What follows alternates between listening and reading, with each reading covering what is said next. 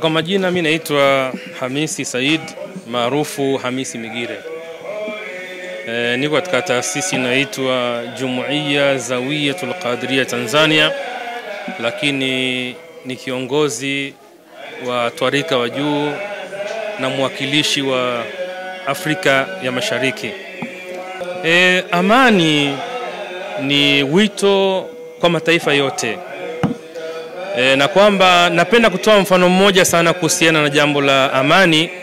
Amani ni kama yai. Yai likivunjika kulirudisha ni vigumu sana.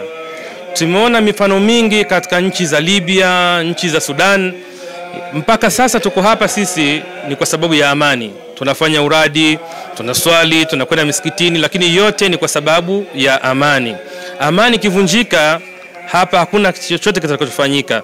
Hivyo basi kama watu wana madai yao ya kudai haki, hatukatai pia haki, kuna namna au utaratibu wa kuitafuta haki. Haki haipatikani kwa vurugu, haki haipatikani kwa maandamano, haki inapatikana kwa watu kukaa pande zote mbili juu ya meza na kuweza kumaliza matatizo hayo. Kwa majina naitwa Sheikh Haruna Husseini, naibu katibu mkuu wa taasisi ya Twarika Tulikadiria Tanzania. Makao yake makuu ya kwa Arusha, kama ilivyo ada hapa mliko kusanyika kwenye shughuli ya leo. Tupo kwenye kipindi cha neema. Neema ya kwanza inawezekana ikawa ni fitna, lakini neema ya pili inawezekana ikawa ni heri.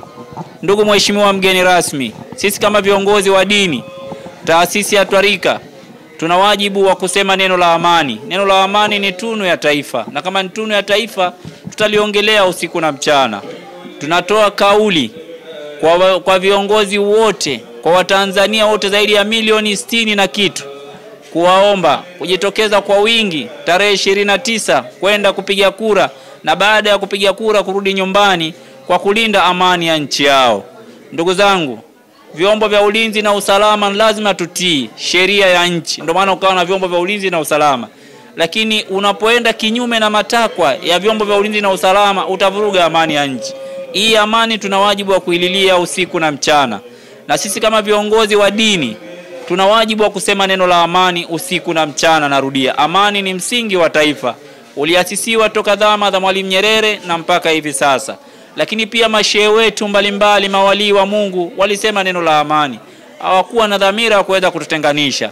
Kwa hiyo tunaungana na Watanzania wote mbele ya mgeni wetu rasmi kutamka neno la amani, na tukiwaomba Watanzania kujitokeza kwa wingi, kuto kuletewa maneno ambayo yanaleta sura mbaya na picha mbaya katika taifa letu la Tanzania, kuwaambia Watanzania labda wasijitokeze kwenda kupiga kura tarehe 29, ama watu wafanye maandamano yasiokuwa na sababu za msingi.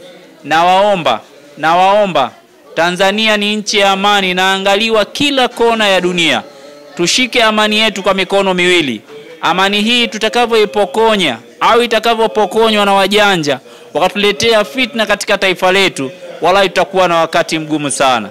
Sisi kama viongozi wa taasisi ya Twarika tunazidi kuliombea dua taifa, na tutazidi kuomba dua katika nchi yetu. Moja, tukiviombea vyombo vyote vya ulinzi na usalama visimamie swala la amani. Tukiviombea vyombo vyote vya ulinzi na usalama visimamie swala la amani. Amani ni msingi. Lakini pia tunazidi kumwombea Rais wa Jamhuri ya Muungano wa Tanzania. Nikisema hivi ina maana paka sasa hivi kimamlaka bado ni rais. Tunazidi kumwombea dua ili aweze kutenda haki, na haki atakapoitenda hakika amani